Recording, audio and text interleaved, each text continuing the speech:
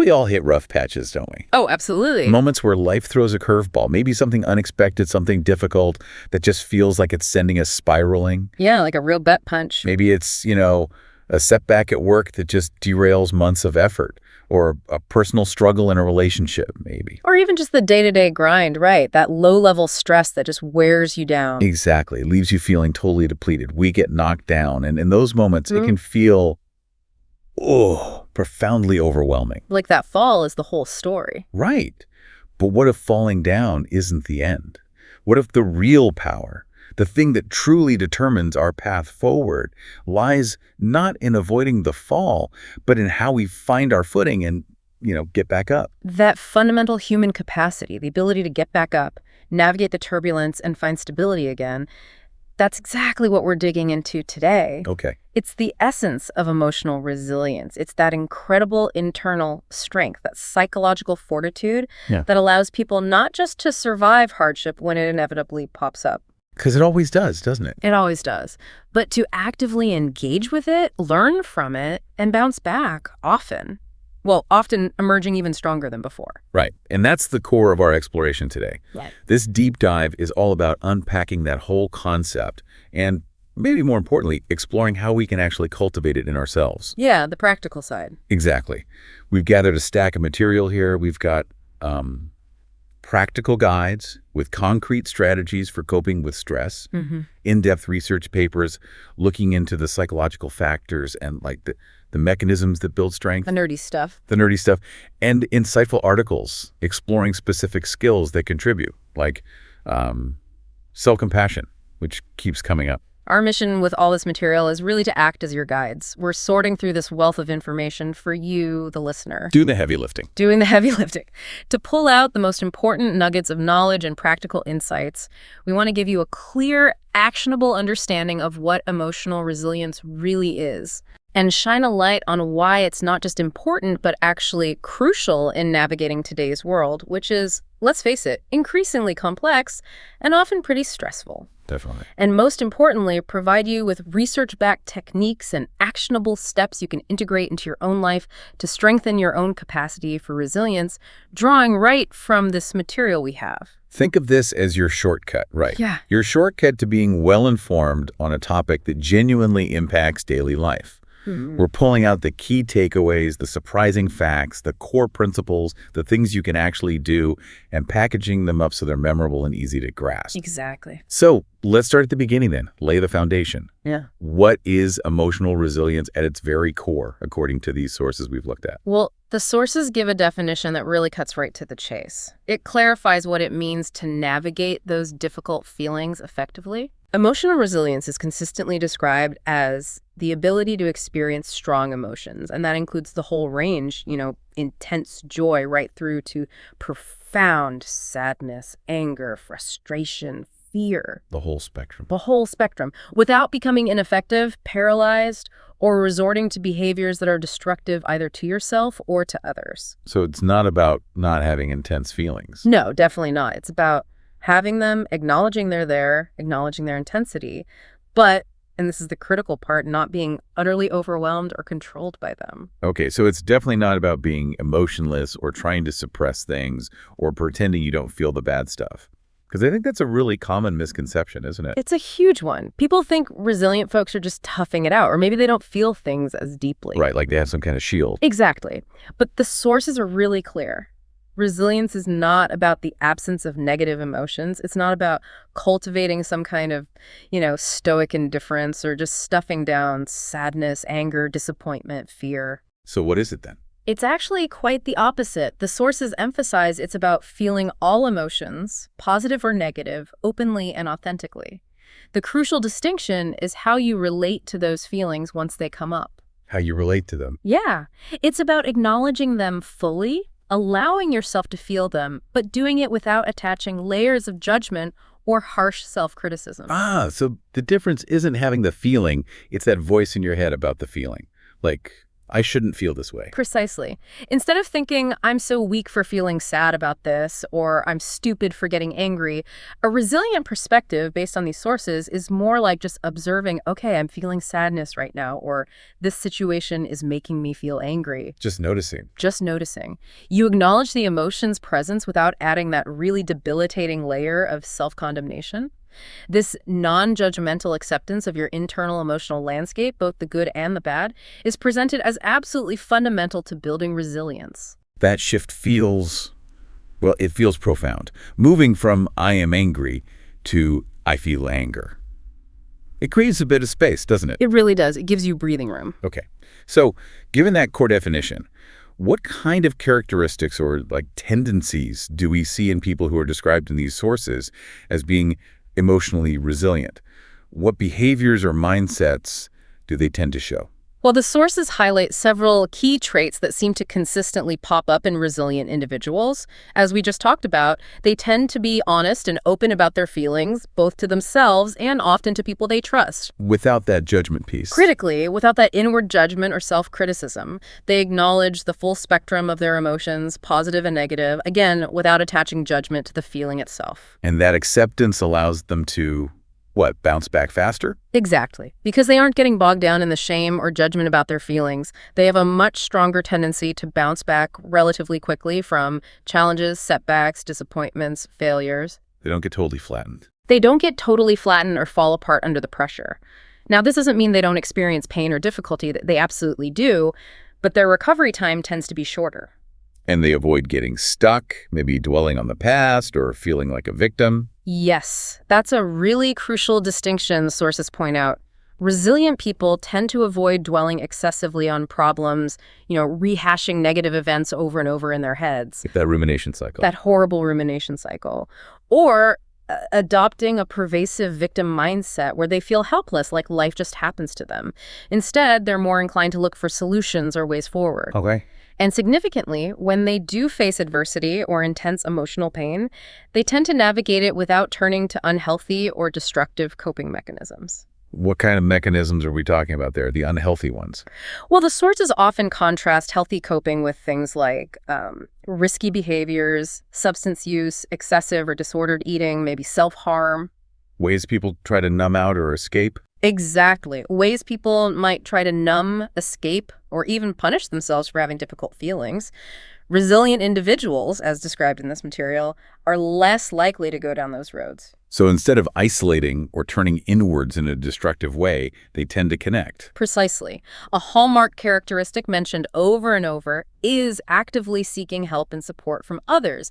They get that they don't have to, and often actually can't, handle everything alone. Right. They view their social network, friends, family, colleagues, maybe a therapist, as a vital resource, and they're willing to lean on it when they need to. That willingness to be vulnerable and ask for support, it kind of goes against the old school idea of strength, doesn't it? It really does. But these sources consistently present it as a key component of resilience, not a sign of weakness. That totally flips the script on what strong means. It's not about being a lone wolf. It's about being connected, being part of a pack almost. Well, so given these traits and this understanding, why does cultivating this capacity for resilience really matter so much, especially, in the world we live in today? these sources just unanimously stress the point that life is inherently unpredictable, right? It will present challenges, ups and downs, setbacks, losses, disappointments. They're unavoidable parts of being human. Yeah, no escaping that. No escaping it. So how you're equipped to respond to these inevitable difficulties makes all the difference in your well-being and your ability to actually move forward. So it's about the response, not avoiding the event. Exactly. Resilient people are able to recover faster and more effectively from setbacks precisely because they tend to view difficulties differently. How so? How do they view them differently? Well, instead of seeing a failure or a setback as like catastrophic, permanent, or this huge indictment of their entire self or their future. Like, I failed this, therefore I am a failure and everything is ruined. Right. That kind of thinking.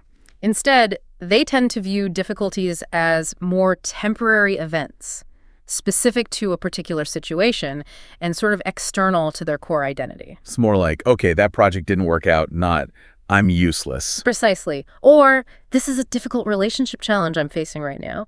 They distinguish the event from their fundamental self-worth. That perspective shift sounds absolutely critical. It's the difference between being completely consumed by the problem and seeing the problem as something separate that needs to be addressed. Exactly right.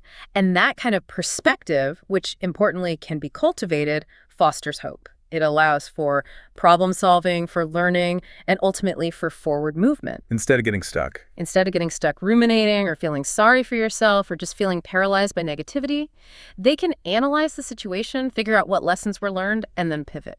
And the sources consistently highlight that cultivating resilience is strongly linked to really significant improvements in mental health, a notable reduction in stress levels, and just an enhancement of overall well-being and life satisfaction. So it helps you not just survive, but maybe even thrive. That's the idea. It elevates you from merely surviving challenges to potentially thriving despite them. I remember seeing that powerful analogy in one of the sources that really stuck with me. Resilience isn't about avoiding the storm. It's about learning how to dance in the rain. Oh, I love that one. It just perfectly captures that idea, doesn't it? The goal isn't a problem-free life, because that's impossible. Completely impossible. It's about developing the skills and the mindset to actively engage with the difficulties when they arise, to move through them rather than being totally destroyed by them. It's an incredibly apt metaphor, isn't it? It just underscores that building resilience is about equipping yourself for the real world, not some idealized fantasy world. It's about developing that internal compass and toolkit that lets you navigate uncertainty and hardship with greater grace and effectiveness. Okay, so we understand what it is, what it looks like, why it's so fundamentally important. Now, for the really exciting part, at least for me. The how-to. Yes. The sources make it abundantly clear that this isn't some innate trait that only a lucky few are born with. It is unequivocally presented as a skill. Yes, absolutely. And like any skill, learning a language, playing an instrument, it can be learned, practiced, and strengthened over time, regardless of where you start. Absolutely. And the material provides a wealth of research-based practices and practical tips specifically designed for building this skill. As one source notes, it definitely requires conscious effort and practice. It's not something that just happens overnight. No magic wand. No magic wand, unfortunately. But the capacity to develop it is within reach for everyone. Okay, let's dig into some of those specific techniques and practices then. Mentalhealth.com, for instance, lists several research-based resilience practices. The first one they highlight is expressive writing. Walk us through what that is and why it's considered effective. Okay, expressive writing. As it's described, it involves setting aside a specific chunk of time, usually like 20 minutes or more, just for free writing. Free writing. Yeah, the focus is on digging into a significant, often difficult, or even traumatic experience, and just exploring the deepest feelings, thoughts, and even physical sensations it brought up. So you're not trying to write a perfectly polished story or worry about grammar or anything. It's more about just getting everything that's swirling inside your head out onto the page. Exactly right. The emphasis is on uncensored, free exploration of the experience and your reaction to it. Just let it flow. Okay. And why does that work? What's the mechanism behind it? Well, the source explains the powerful mechanism behind why this practice is effective in building resilience.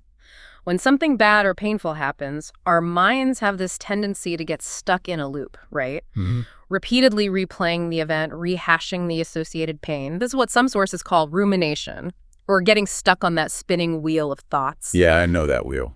We all do. Expressive writing helps to interrupt that cycle.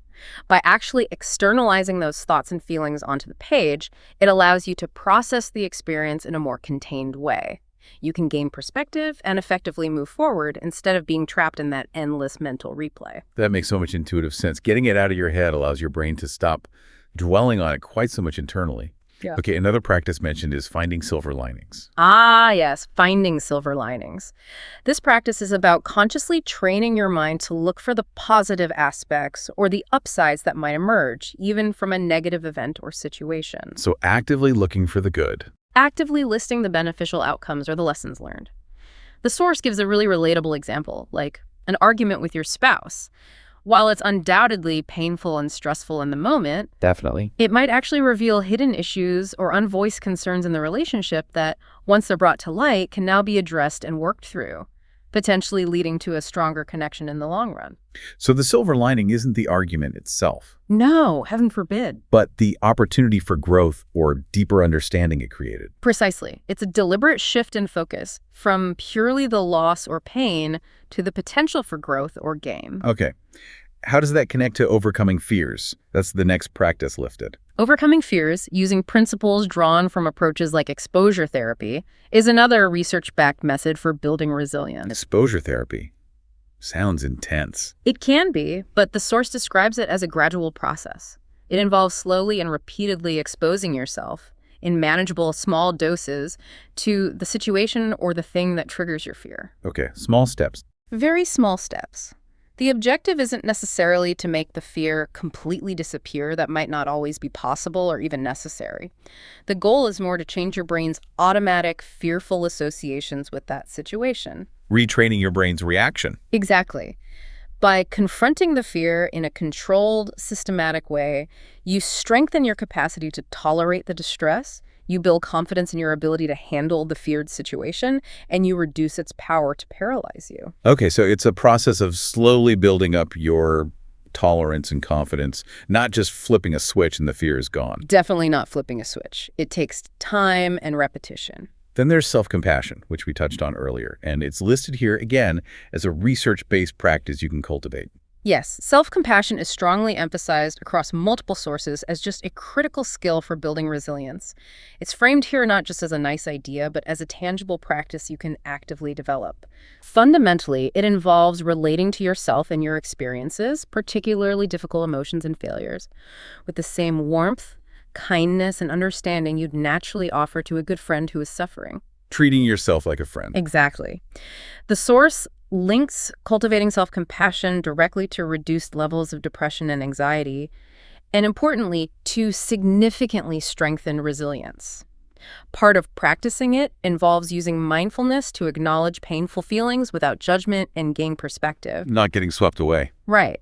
Alongside using maybe affirmations of self-acceptance, kindness, and patience to foster emotional stability during those really challenging times. So actively choosing to be an ally to yourself in your own mind, especially when things are tough. That's a great way to put it, being your own ally. And mindfulness shows up again here, specifically meditation. Yeah, meditation is presented as a really powerful tool for focusing on the present moment, which allows you to deliberately work through feelings rather than just being swept away by them. The sources detail a couple of specific techniques. One is the body scan meditation. Body scan. What's that? This involves systematically bringing your attention to different parts of your body, usually starting from your head and moving down to your toes or vice versa. You just notice sensations and consciously try to release tension and promote relaxation in each area. And what's the specific benefit of the body scan for emotional resilience? Why does that help? Well, the source notes that emotional pain and stress often manifest physically, right? Mm-hmm. Think of that tight knot in your stomach, the tension in your shoulders, maybe chest tightness, headaches. Oh yeah, definitely feel that sometimes. We all do. Mm. The body scan can help to relieve these physical symptoms. It provides relief from the bodily manifestations of emotional distress and can create a real sense of calm. That physical connection is so interesting, how emotional pain can actually become physical pain. Okay. And the other meditation technique mentioned is mindful breathing. Mindful breathing. This is perhaps the most accessible meditation technique mentioned. It simply involves bringing your full attention to the physical sensation of your breath as it enters and leaves your body. Just noticing the breath. Yeah, you might focus on the feeling of air moving through your nostrils, or the rise and fall of your chest, or maybe the expansion and contraction of your belly. The key instruction is that when your mind inevitably wanders, because it will, constantly, you simply and gently guide your attention back to the physical sensation of the breath without judgment. Just gently bring it back. So it's not about stopping your thoughts, which feels impossible. Totally impossible. But just gently redirecting your attention, kindly. And even just a few mindful breaths can make a difference. Absolutely. The sources highlight that mindful breathing is an incredibly effective stress-relieving technique that you can use anywhere, anytime. Even if you only have time for just a few conscious breaths during a difficult moment, it can provide an anchor in the present and a brief respite from overwhelming thoughts or emotions. Like a mini reset button. Exactly, a portable reset button. Okay, and the final research-based practice listed here is forgiveness. Forgiveness. Now, in the context of building resilience, as described in these sources, forgiveness is not about condoning or excusing harmful behavior, whether it was done by others or by yourself. That's an important clarification. Very important. Instead, it's presented as a process. It starts with acknowledging the incident or the hurt, fully recognizing the feelings it created, and understanding its effects on your life. Okay, so facing it first. Facing it first. Then, following that acknowledgement, forgiveness involves making a conscious, deliberate commitment to forgive the person or yourself, and, crucially, to let go of the ill will, the resentment, the desire for revenge, perhaps, that can keep you trapped in the past. Letting go of the negative charge. Exactly. The profound impact of forgiveness, according to the sources, is that it frees you. It frees you from being held hostage by that past event or person, allowing you to move forward with your life instead of remaining stuck in anger or bitterness. That sounds incredibly liberating. Though I imagine perhaps one of the most challenging practices on this list to truly embody for many people. It can be incredibly difficult, absolutely. It's often a long process, not a one-time decision. Okay, shifting gears slightly, the Rementi source adds some practical steps that seem to complement these practices. They reiterate reframing negative thoughts. Yes, this is another way of looking at the idea of finding silver linings or taking an alternate point of view. It's about conscious perspective shifting. How does it work in practice? When you encounter a setback or a negative situation, you consciously pause and ask yourself a question designed to shift your perspective. Something like, what's one positive thing I can learn from this experience? Or, is there another way to see this situation? Actively looking for the lesson. Right. This simple act of questioning helps to sort of dislodge you from a purely negative reaction and encourages a perspective shift toward identifying lessons, opportunities, or even strengths you didn't realize you had. It fosters what's often called a growth mindset. It's like actively hunting for the learning embedded within the difficulty, instead of just seeing the difficulty. Exactly. It turns the adversity into a potential learning opportunity rather than just a source of pain or frustration. Okay. The Rementi source also talks about building your resilience toolkit. What does that mean? This involves proactively identifying and having readily available a set of activities or strategies that you know personally help you feel calmer, more centered, or uplifted when you're feeling stressed or overwhelmed. Like having a personalized emotional first aid kit you can reach for when things get tough. That's a perfect analogy, an emotional first aid kit. The sources suggest including things like meditation or deep breathing techniques, reinforcing their importance. Which we just talked about. Exactly. Journaling, which aligns really well with expressive writing, engaging in physical activity, even just going for a walk, doing a quick workout, or intentionally connecting with your support network, actually picking up the phone or meeting up with friends or family. So having your go-to strategies lined up. Exactly. These are your go-to resources for self-regulation and comfort when you need them most. And another one they mentioned is reflecting on past strengths. How does that help? This is another really powerful technique. It involves deliberately taking time to think back on past challenges, difficulties, or crises that you have successfully navigated and overcome. We all have them. We do. And then you ask yourself some probing questions. What specific strategies did I actually use back then to get through it? What personal strengths did I draw upon? How can those same strategies or strengths be applied to the current situation I'm facing? Oh, reminding yourself you've done hard things before. Precisely. The significant benefit of this practice is that it builds self-efficacy and confidence. It serves as a powerful reminder that you have a track record of resilience.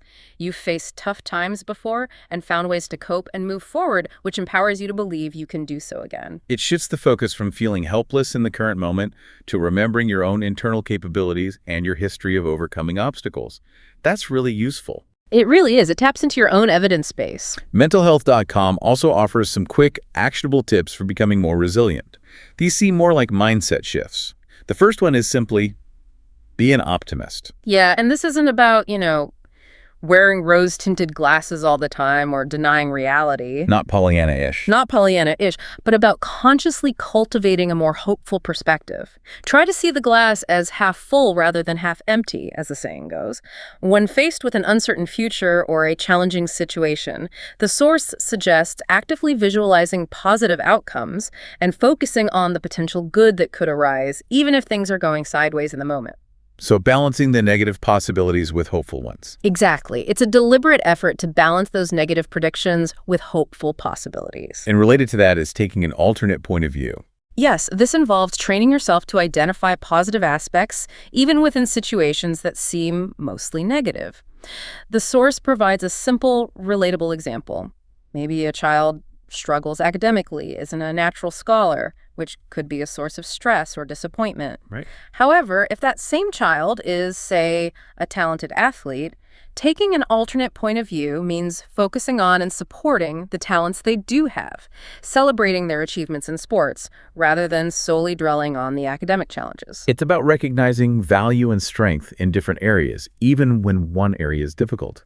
Not letting one negative define the whole picture. Perfectly put. It's broadening your perspective. And building a social network. Oh, yeah, this keeps coming up again and again across all the sources. It feels really central. And for very good reason. It is consistently highlighted as one of the most critical external factors supporting resilience. Family and friends are presented as essential resources. The people to talk to. The best people to talk to, confide in, and lean on during stressful times. The sources really emphasize that navigating adversity is simply less overwhelming and more manageable when you have a supportive network of people you can trust and rely on. Isolation makes it worse. Isolation absolutely exacerbates stress, while connection genuinely alleviates it. So the message is, don't try to tough it out alone. Reach out. Please reach out. And the final quick tip is delightfully simple. Laugh more. Indeed. The old adage, laughter is the best medicine, actually gets some backing here. Laughter isn't just a pleasant feeling. It has real physiological benefits. Like what?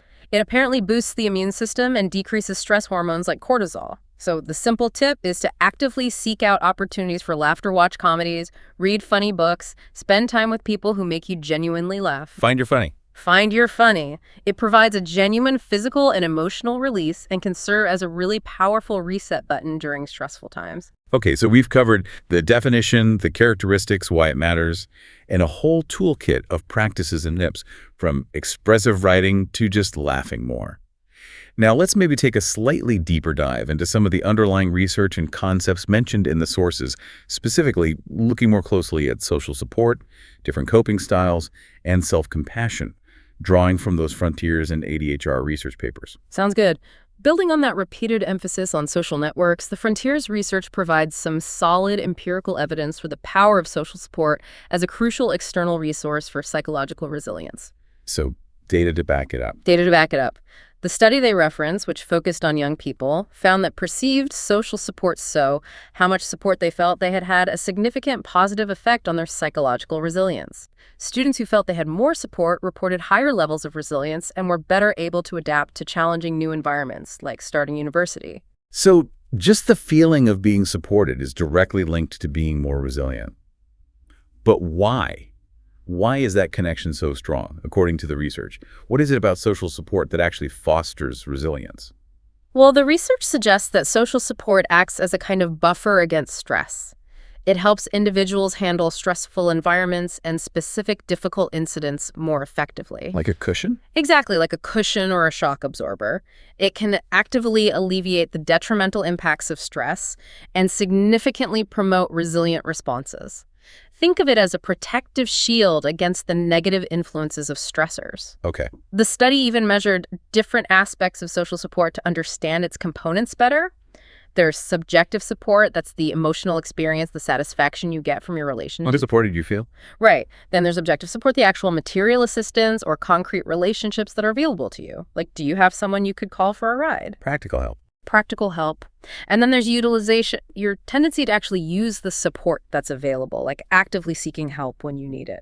And the research specifically notes that seeking help, which falls under utilization, is a key part of mature and effective coping. That's a really important distinction, isn't it? It's not just having support available theoretically, but the willingness and ability to actually use it when you need it. Absolutely. The support doesn't help much if you don't access it. Okay. Moving from those crucial external resources to our internal resources, the Frontiers study also examined the role of different coping styles. Yes, coping styles. These are described as the internal cognitive and behavioral efforts that we employ when faced with stress to try to manage it and reduce its impact. How we deal with stuff internally. Exactly. And the research confirmed that the way you choose to cope has a different and direct effect on your level of resilience. Mental health and resilience in this model involve this complex interaction between your individual personality features and the coping strategies you typically rely on. And they categorized these coping styles, found different types. They did. Based on the questionnaire they used in their study, they identified several categories and analyzed their impact. They found what they termed mature coping styles. Okay, the good ones. The helpful ones. These included strategies like problem solving, actively trying to fix the issue, and help seeking.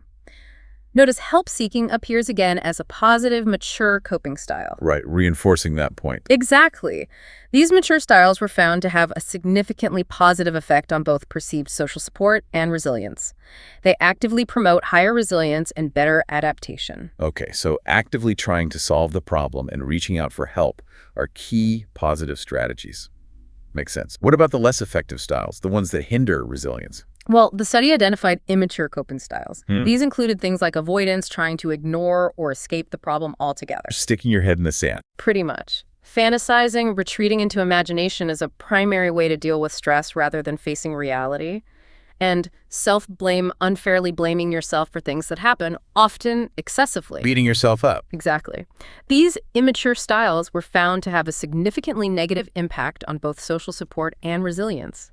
They hinder effective coping and really reduce your capacity to bounce back. That makes sense too. If you blame yourself constantly or just run away from problems, you're not actually dealing with the issue or building confidence in your ability to handle things. And what about the mixed style they mentioned? Rationalization. Yeah, the study also looked at rationalization as a coping style, making excuses, basically. Interestingly, the finding from this specific study indicated a significant negative impact of rationalization on both social support and resilience. Really? That seems counterintuitive sometimes. What? Don't people rationalize to feel better? They do, but maybe it prevents actually solving the problem. The source does note that this particular finding might show inconsistencies with other research on rationalization. It might depend heavily on how rationalization is defined or measured in different studies. But within the framework of this study, it was negatively associated with resilience. Huh. That is interesting. So based on this research, the specific way you internally process and react to stress, whether you lean towards problem solving or toward blaming yourself or avoiding, has a direct downstream effect on your actual resilience level. Absolutely. And here's where the research gets really compelling because it connects these pieces, social support and coping styles. Okay. The study identified a key finding about the relationship between them. Coping styles, particularly the mature and immature ones, act as mediators in the relationship between social support and resilience. Mediators. Oh. Okay, can you explain what that means in simpler terms for the listener? That seems a bit technical. Yeah, let's break that down. Think of it like this. Social support isn't just a direct highway straight to resilience. The research suggests there's a crucial stop, or maybe a pathway, along the way. Okay. Social support influences the kinds of coping styles you are more likely to use.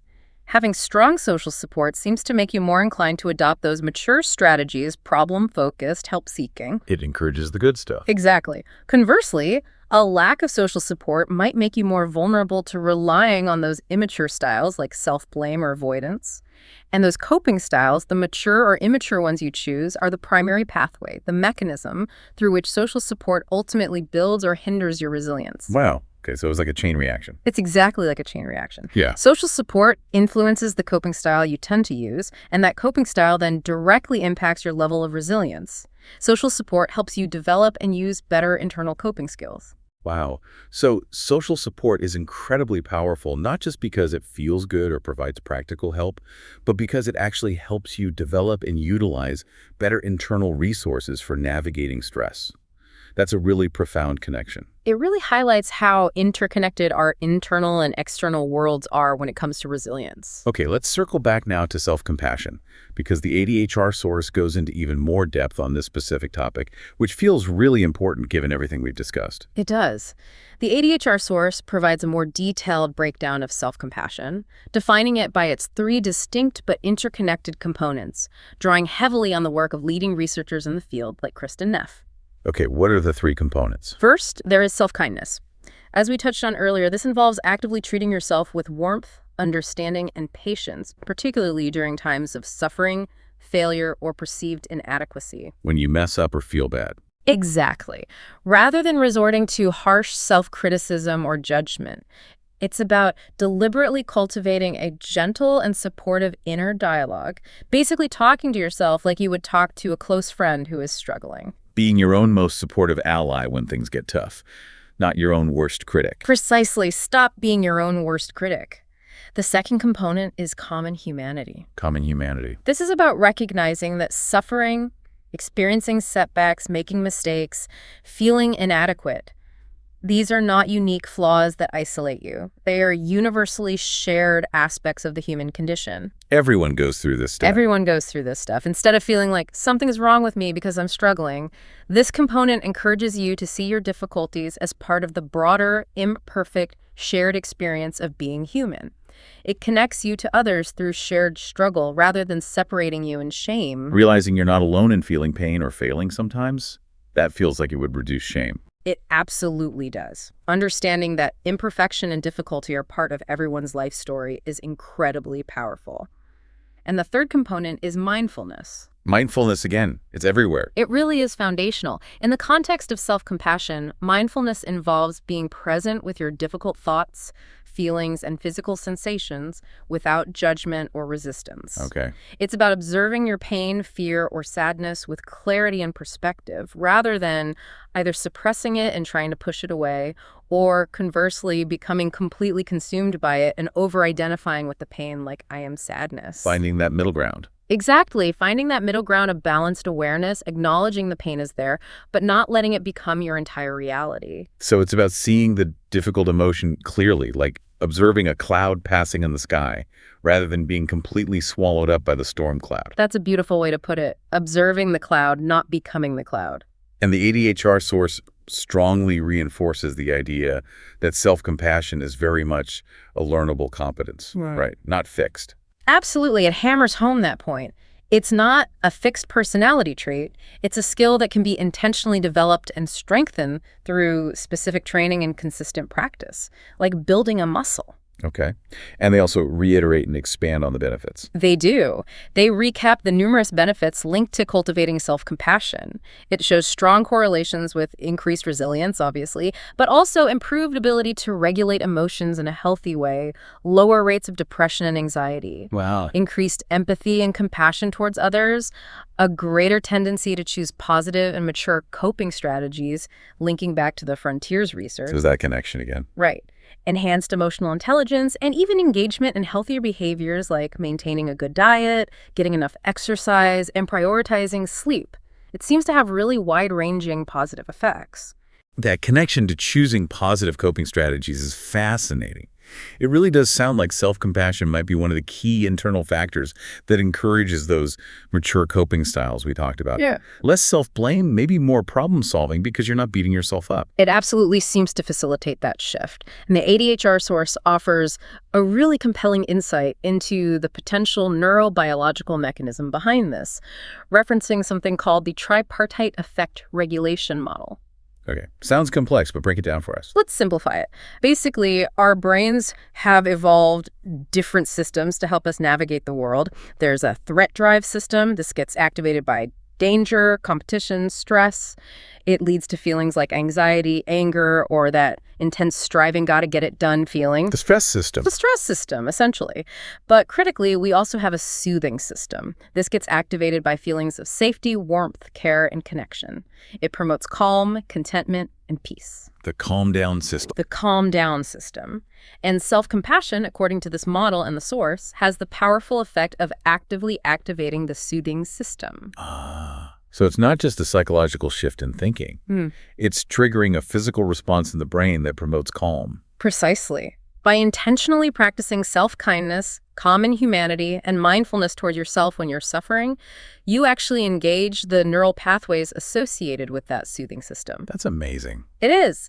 And this system is strongly linked to well-being and is considered essential for accessing resilient responses because it helps to deactivate or dampen the overactivation of those stress-inducing threat and drive systems. So it counters the stress response. Exactly. When you can soothe yourself, you create the necessary emotional space to think more clearly, to access your problem-solving skills, and to utilize other resilient strategies instead of being totally hijacked by panic or self-criticism.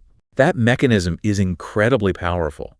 The idea that a mental practice like self-compassion can literally influence which brain systems are active, helping you move out of that fight or flight mode and into a more resourceful, calmer state. It really underscores the mind-body connection. However, the source also acknowledges that despite all these incredible benefits, practicing self-compassion isn't always easy, right? It can be a real challenge for some people. It does, and it's a really important point not to gloss over. The ADHR source is realistic about the potential difficulties.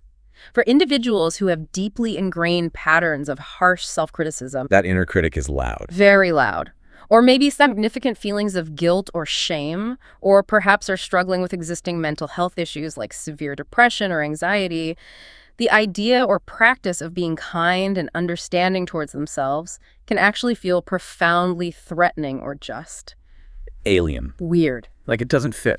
Exactly. The source mentions common concerns people might have when first encountering self-compassion. Fears that it will make them weak or lazy or selfish. That it's self-indulgent. Right. That it's self-indulgent, or that it will lead to lower standards or expectations for themselves, or somehow excuse past failures. These deeply held beliefs can be significant hurdles to overcome when trying to cultivate this practice. It can really go against years, maybe decades, of an internalized critical voice telling you the opposite. Understanding those challenges seems key to actually making progress with it. Absolutely. Knowing the potential roadblocks helps you navigate them. Okay, so taking everything we've discussed, the definition, the practices like writing and meditation, the deep dive into social support, coping styles, and this really fascinating look at self-compassion, including the challenges, how do we pull this all together? How do we actually cultivate this resilience in our daily lives, particularly when facing the unique stresses that life and maybe the workplace throw at us? That's the million-dollar question, isn't it? The ADHR source in particular delves into how self-compassion and, by extension, resilience can be fostered, especially within a workplace context. But the principles really apply much more broadly. They point to certain factors that contribute. On the personal side, ironically, having had prior exposure to moderate levels of stress or adversity can actually make an individual more receptive to and likely to benefit from resilience or self-compassion training when they encounter it later. Really? So past struggles can help. It's as if having navigated difficulty makes the value of these skills more apparent, more tangible. Also, self-awareness, just the capacity to be attuned to your internal experiences, your thoughts, feelings, body sensations, and gain perspective on them is highlighted as a key personal contributor to developing both self-compassion and resilience. So knowing yourself helps you build these skills, makes sense. What about more structured approaches? Are there things people can actively seek out? Yes, contemplative trainings are mentioned as effective ways to build these skills. Programs like Mindful Self-Compassion, MSC, and Mindfulness-Based Stress Reduction, MBSR, or various adaptations tailored for specific contexts. Like for hospitals or the military? Exactly. Those have demonstrated effectiveness in increasing self-compassion, mindfulness, and overall well-being across various groups, including those in really demanding professions like healthcare workers and military personnel.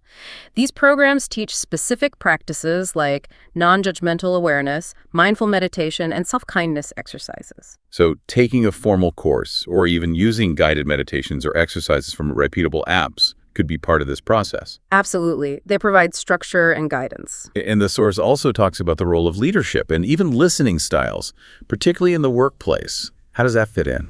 Yes, this was interesting. The source highlights that the presence of positive leadership styles, leaders who are characterized by empathy, authenticity, a servant leadership approach, focused on supporting others. Good bosses, basically. Good bosses. It's not only linked to greater self-compassion in the leaders themselves, but also positively predicts how effective team members perceive that leadership to be. Leaders who exhibit these traits tend to create a more psychologically safe environment where people feel more comfortable. Okay. And listening styles. Yeah, the source distinguishes between different listening styles and interactions. Person listening, which involves really being attuned to and attempting to perceive the emotions and underlying experiences of the speaker, showing empathy and curiosity. Really trying to understand where they're coming from. Exactly.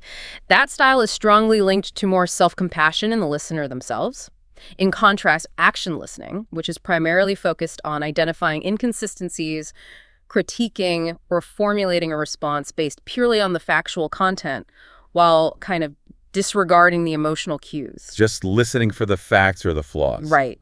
That style is negatively associated with self-compassion. So genuinely trying to understand the other person's experience, including their feelings, actually helps build your own capacity for self-compassion.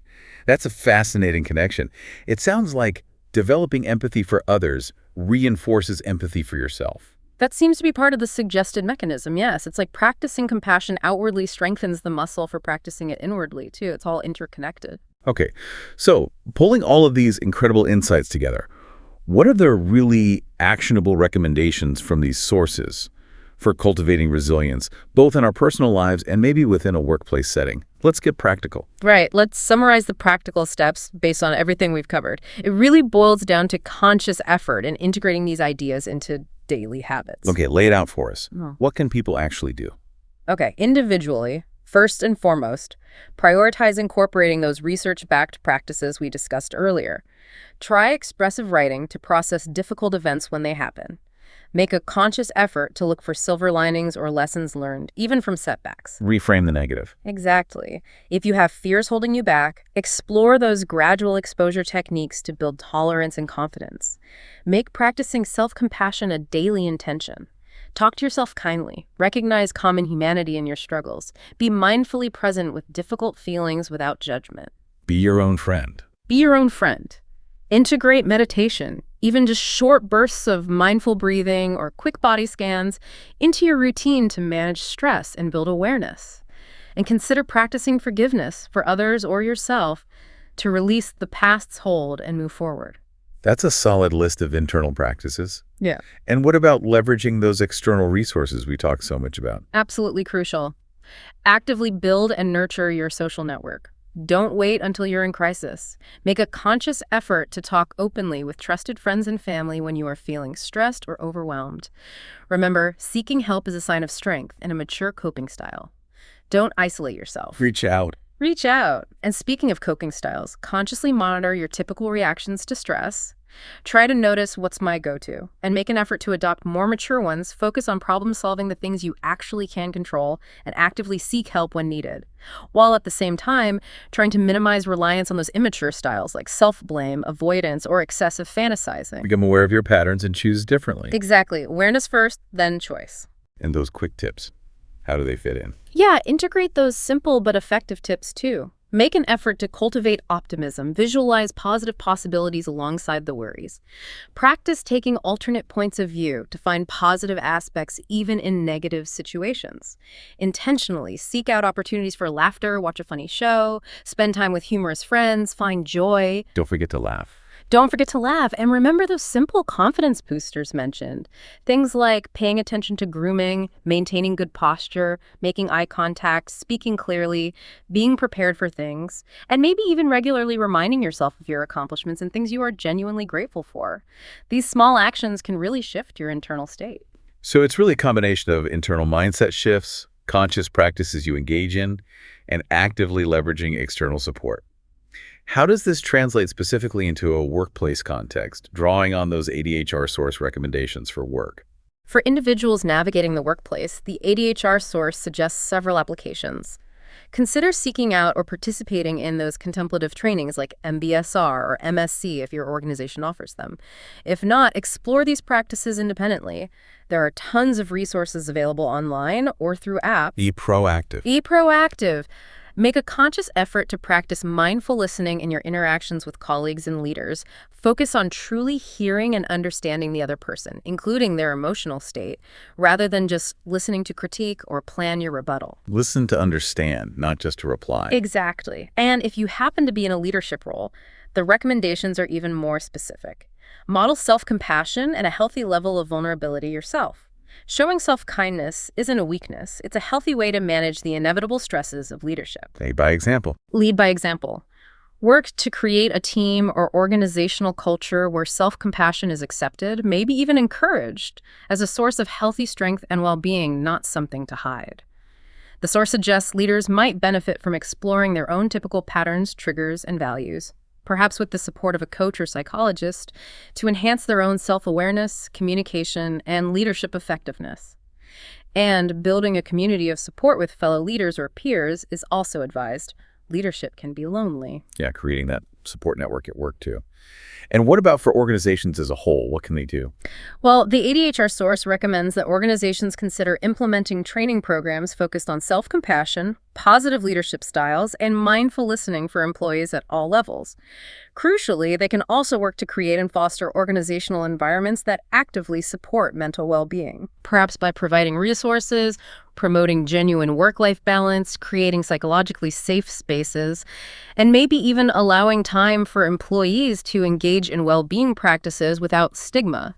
It's about creating a supportive culture that recognizes resilience isn't purely an individual responsibility, but is also significantly influenced by the environment you work in. That's a huge point. It's systemic too. Wow. This has been such a comprehensive look at emotional resilience. It feels like we've gone from the fundamental definition all the way through to really practical, research-backed strategies and even how it plays out in complex environments like the workplace. The core message feels incredibly empowering, actually. It really is, isn't it? I think the most significant takeaway from all these sources reinforcing each other from different angles is that emotional resilience is definitively not a fixed, predetermined trait that you either possess or lack. It's not just something you're born with. No, it is a dynamic, learnable skill, a capacity inherent in humans that can be intentionally strengthened and developed through conscious effort and consistent practice.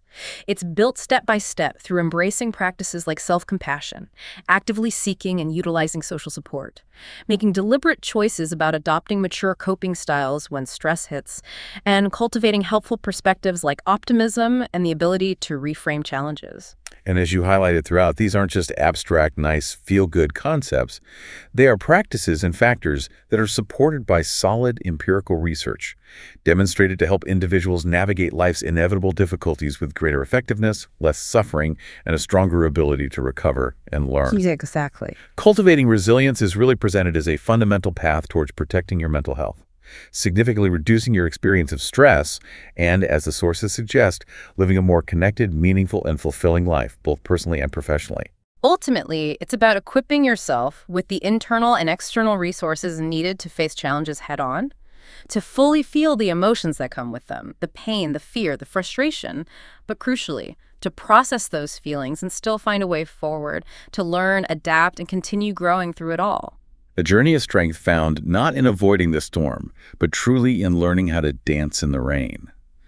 And it leaves me with this final thought to share with you, the listener, something maybe to ponder on your own time. Okay. If recognizing our struggles and imperfections as part of the shared human experience, that common humanity piece, is a fundamental key to unlocking self-compassion, then how might intentionally choosing to share our own moments of difficulty and vulnerability, appropriately of course, with others, how might that not only deepen our personal journey towards resilience, but also contribute to building a stronger, more collectively resilient community around us?